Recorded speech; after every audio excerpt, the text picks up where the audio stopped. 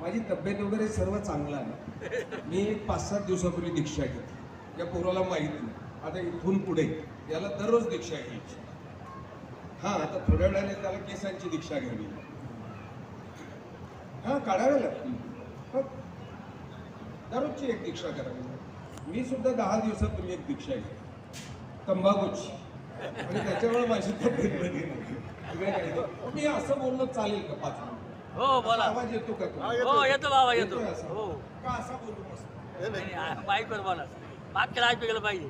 मला खरं तुमच्याशी बोलायचं. इथे मी ज्यांच्यावर श्रद्धा आहे, ज्या गाद्यांना व्यक्ती बाजूला ठेवून अगोदर त्या गाद्यांचा विचार करतो. ती उपाध्याय कुलाचार्य वर्धनश्री मोठे बाबाजी, आणि मी ज्या कुळाचा आहोत, त्या कुळानं मला सर्व काही दिलं. धतराज कुठे गेला आमचा? दिसत नाही. अगोदर कुळाचा विचार करा. मला असं वाटतं 2 सिंह होते, एक म्हातारा होता आणि एक तरुण होता. दोघांचे मतभेद झाले, होतातच ते झाले मतभेद. त्या तरुणाचे आणि त्या म्हाताऱ्याचे झाले, दोघंही वेगळे झाले. ते म्हातारा वेगळा झाला, तो तरुणही वेगळा. एक दिवस गावचे सर्व कुत्रे जमा झाले आणि या म्हाताऱ्यावर आक्रमण केलं. त्याला चावायला. हा तरुणाला कळालं की अरे, आपल्या त्या म्हाताऱ्या मित्रावर जुना कधी काळीचा आपल्या जातीचा कुळाचा त्याला कुत्रे चावतायत, आणि तो पळत झाला. मोठा तहाडला, कुत्रे पळाले. तो म्हातारा चालायला लागला. हसू नका ना तुम्ही हसलात का संपूर्ण? तो म्हातारा थांबला.